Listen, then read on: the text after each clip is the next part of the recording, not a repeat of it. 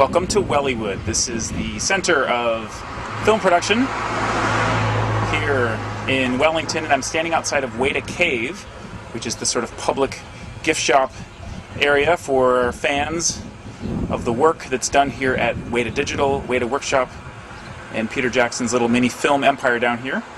So we're not going to get much of a closer look at what actually goes on inside the special effects facilities here, but at least we can go inside and see what's going on inside the Weta Cave. Let's go take a look.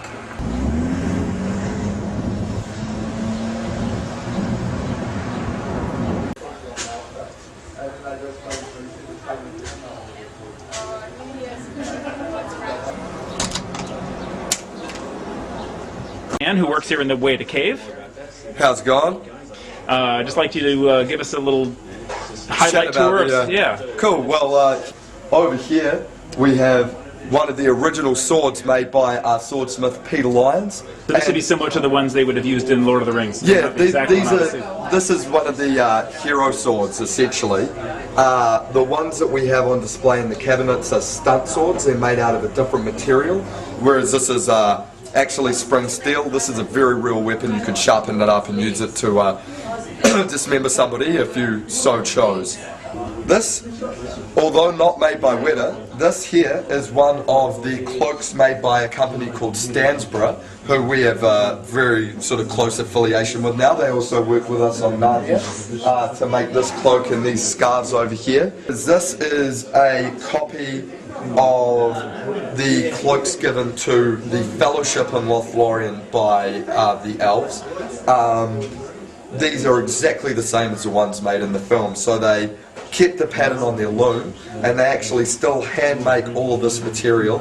And yeah, now we sell these here as replicas of the originals used in the film. And how much does this go for? $1,200. $1,200. Yep. So how many do you sell these? We haven't sold one yet, to be honest, but I think they're really cool, and hopefully someone else feels the same way and will come and part with some of their hard-earned cash for a lovely replica cloak. It's an orc. It's an orc. I never seen them alone. We're twins. Actually, that's my mum, or my sister, maybe.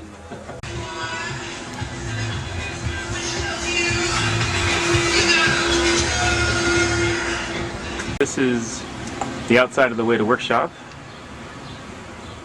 where secret meetings are happening, producing the next Academy Award winning special effects.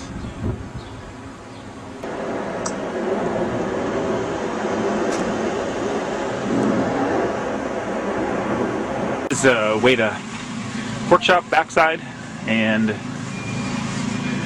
Weta Digital. But there's nothing to see here. It's all behind closed doors. This is Park Road post-production. It's the brand new state-of-the-art editing and sound facilities that Peter Jackson has built here. You'll never find like a celebrity coming out of there. I lived up there for like 2.5 years now. Won't find one. But in terms of like, especially with the Weta Cave and like all these tour buses and stuff going through, does that bother the people who live around here, or? Not really. When they made the jet bike, that kind of bothered people because it was pretty loud. And up on that hill is Weta Digital. Voila! And this is the ship they used for the movie King Kong. It's still moored here on this wharf, very close to the airport, rusting away. A little bit of movie magic. There's Wellington over there in the distance. Are you a fan of like Lord of the Rings and Narnia and that kind of stuff? Yeah, kind of. Yeah? A little bit. Yeah.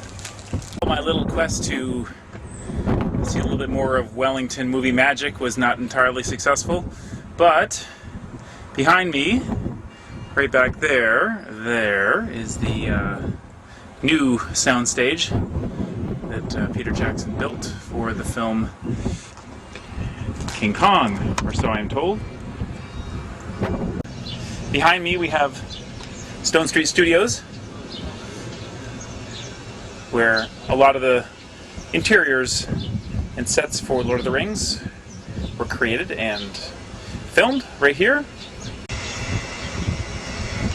Been kindly requested to stay outside the gate, so I will. But here, take a look.